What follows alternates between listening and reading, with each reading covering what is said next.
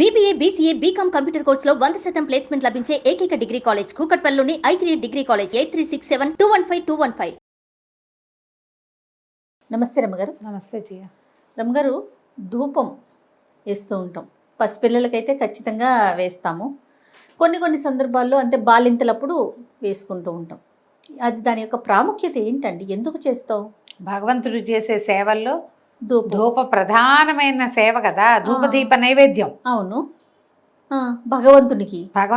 మనకైనాను ధూపం వల్ల ఏమవుతుందంటే మనకి పాజిటివ్ ఎనర్జీ వస్తుంది. ఓకే. నెగిటివ్ ఎనర్జీస్ని బయటికి తరిమి కొట్టేస్తుంది. ఏమి ఊదుతులు వెలిగించైనా దేవుణ్ణి ప్రసన్నం చేసుకోవచ్చు. ఏం లేదు, మన దగ్గర దీపం పెట్టుకునే అవకాశం లేదు, అలవాటు లేదు. దానికి బోళ్ళంత విధానం కావాలి. దీపానికి కుందులు కావాలి, నూనె కావాలి. ఊదొత్తులు ఏమింది, బజార్ వెళ్ళి కొనుక్కొస్తే ఊదొత్తి. ఇంట్లో పొయ్యి వెలిగించుకునే వాళ్ళు బొగ్గలు ఉంటాయి, ఒక చిటికెడు సాంబ్రాణి వేస్తే ధూపం. అవును అవును, సులువు కదా. భగవంతుడిని ప్రసన్నం చేసుకునేందుకు వాడగలిగే సేవలలో అత్యుత్తమ సేవలుగా చెప్పబడే వాటిలలో ధూప సేవ ఒకటి. మనం గుగ్గులు కలిసి నాయర్ కథ ఒకటి చెప్పాం. భగవంతుడికి కేవలం శివుడికి గుగ్గిలం వేసేవాడు ఆయన, గుగ్గిలం కోసమే జీవితం అంతా వెచ్చిచ్చాడని. అదొక సేవాకాలం. అయితే మనం ఇళ్లల్లో ధూపం వేసుకోవటం దీనివల్ల ఏమవుతుంది, ఒక పెద్ద ప్రశ్నగా ఉంటుంది. చాలా పాజిటివ్ ఎనర్జీ వస్తుంది జయ. గాలిలో మనకి కనపడనివి, మనకి తెలియనివి ఎన్నో స్వరూపాలు ఉండొచ్చు. క్రిములు ఉంటే మనకు తెలుసు, మన చుట్టూతా అంతా క్రిములే కదా. దాంతోపాటు మన చుట్టూతా ఇంకా ఏముంది క్రిములు, వాటితో పాటుగా ఎనర్జీ ఉంటుంది. ఆరా ఎనర్జీ, శక్తి వలయాల్లోనే ఉంటాం మనం. మన చుట్టూతా ఏదో ఒక ఎనర్జీ తిరుగుతూ ఉంటుంది. ఓకే. అందులో పాజిటివ్ ఎనర్జీ ఉండొచ్చు, నెగిటివ్ ఎనర్జీ కూడా ఉండొచ్చు. ఈ ధూపం వేయటం వల్ల ఏమవుతుందంటే, ధూపంలో జనరల్గా ఏముంటాయి, వేడి మీద ఒకటి వేసి, మనం ఏదైనా ఒక వస్తువుని వేసి దానికి కొంచెం వాయువు తోడవుతుంది కదా. అగ్ని, వాయువు పంచభూతాల్లోని 2 పదార్థాలతోటి మన చుట్టూతా ఉన్న వాతావరణాన్ని మనం శుభ్రం చేసుకోవటం. ఎస్. ఎనర్జీస్లో పాజిటివ్ ఎనర్జీ ఉంటే దాన్ని ఎన్హాన్స్ చేయటం, నెగిటివ్ ఎనర్జీ ఏదైనా ఉంటే దాన్ని తరిమి కొట్టేయటం, క్లీన్ చేయటం, వాతావరణాన్ని శుభ్రం చేయటం. మీరు పొద్దున్నే తలంటి పోసుకొని చక్కగా నూనె రాసుకొని శుభ్రంగా తలంటి పోసుకొని సాంబ్రాణి ధూపం వేసుకోండి, గాలిలో తేలిపోతున్నట్టు ఉంటుంది. ఒంటికి ఒక తేలికదనం వస్తుంది, సుఖవంతమైన నిద్ర వస్తుంది. దానికి కారణం ధూపమే. పసిపిల్లలకి అంటే బాలింతలకి వేస్తారు ధూపం రెగ్యులర్గా. పిల్లలకి, బాలింతలకి తలంటి పోసుకున్నాక ధూపం వేసుకోవడం అసలు చాలా పాత అలవాటు. ఎవరైనా వేసుకోవచ్చు. మనం తలంటి పోసుకుంటాం, అవకాశాలు ఉండాలి జయ, అంతే. ఇప్పుడు ధూపం అంటే స్టిక్కులు దొరికేస్తున్నాయి. 4 బొగ్గులు పొయ్యి మీద, స్టవ్ మీద కాల్చైనా వాటిలలో మీరు సాంబ్రాణి ధూపం వేసుకుని చూడండి ఎంత తేలికతనం వస్తుందో. దిష్టి తగలదు, తగిలిన దృష్టి పోతుంది.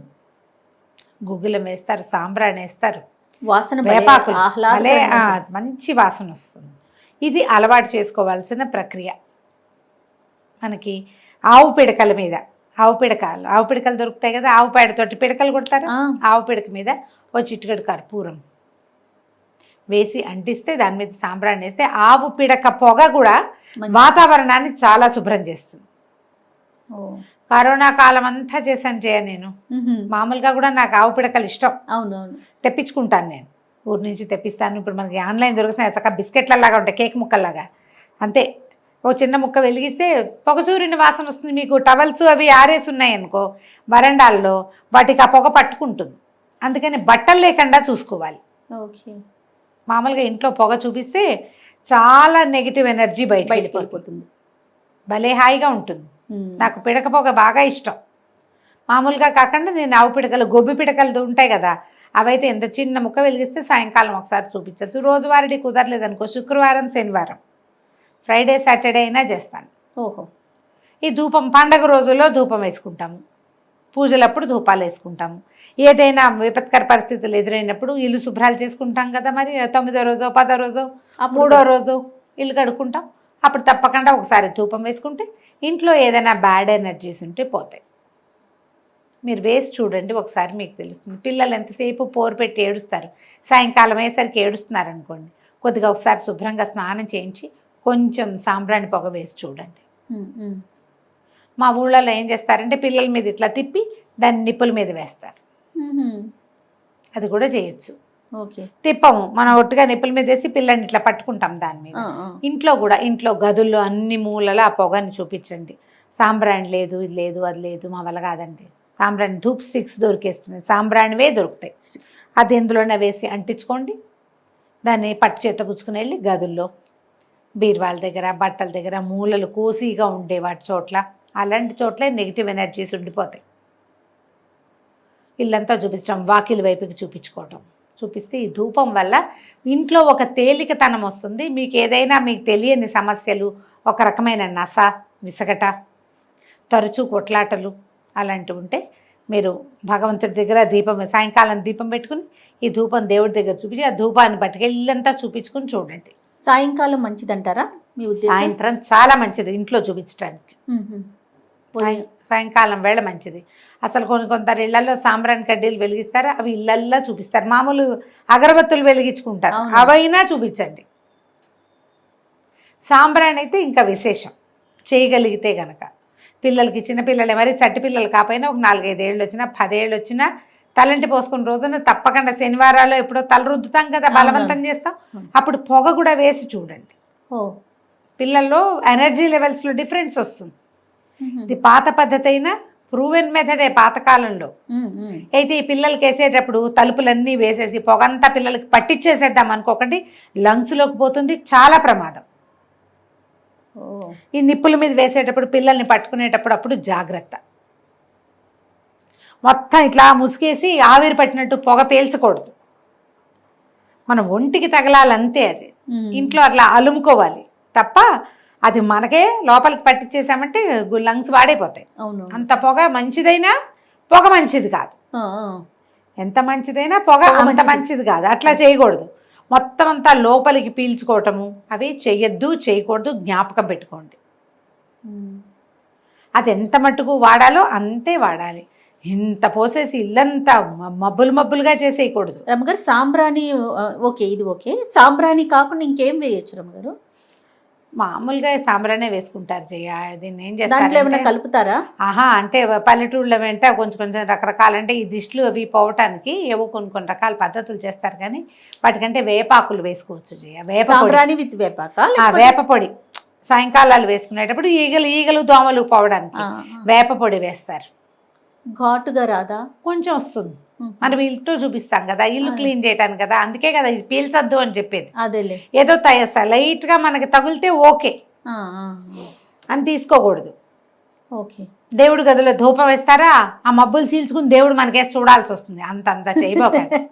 అగరత్తులు కూడా 4 వెలిగించి ఇంత కుప్పలాగా రాకూడదు. అది స్వల్పం. నువ్వు కానీ పొగగా ఉన్న గదిలో కూర్చోగలవా? అసలు కూర్చోలేం కదా. అలాగే భగవంతుడు కూడా ఒక్కటే అగరబత్తి 3 వెలిగించి ఇంత పొగ తెప్పించి ఆ పొగలో నువ్వు కూడా కూర్చుని దగ్గుకుంటూ లంగ్స్ చచ్చిపోతాయి. అంత చేయకూడదు, కొద్దిగా చేయాలి, మోతాదుగా చేసి చూడండి. మీరు ఎంత మోతాదుగా చేస్తే అంత మంచిది. ఓకే. రోజువారీ చేయండి. ఇందులో ఏమిటి కావాల్సింది? కన్సిస్టెన్సీ. ధూపం కాదు, రోజు అది కొంచెంగా, కొద్దిపాటికి. నేనేం చేస్తాను, ఈజీ మెథడ్ చెప్పేది. ఈ మన కొబ్బరికాయ కొట్టి వాడుకుంటామా, ఆ చిప్పలు కొంచెం బాల్కనీలో పడేసి పెడతా. చిన్న ఇంత ముక్కని స్టవ్ మీద పడేస్తాను. చిప్పని చిన్న ముక్క, ఇంత ముక్కని ఎండిపోయింది, ఎండిన కొబ్బరి డిప్ప, అది కాలిపోతుంది కదా, దాన్ని అలాగా ఈ చపాతీలు పట్టుకునేది ఉంటుంది కదా టాంగ్స్, దాంతో ఆ మట్టి మూకుడులో వేస్తా. అది కాలిపోయాక దాని మీద వేస్తాను ఒక చిటికెడు, ఒక చిన్న స్పూను సాంబ్రాణి. దేవుడి గదిలో అన్ని గదుల్లో చూపించేస్తా. సాయంకాలం అయిపోయింది. పిల్లలకి వేసేటప్పుడు కూడా అట్లాగే చేసేదాన్ని నేను. కొబ్బరి చిప్ప ఈజీగా ఉంటుంది, తొందరగా కాలిపోతుంది. బాగా ఎండింది అనుకో మరీ సులువుగా కాదు. పచ్చిది వేస్తే తొందరగా కాలదు, అవి అలా పక్కన పడేసి పెడుతుంటే ఎండిపోతాయి కదా.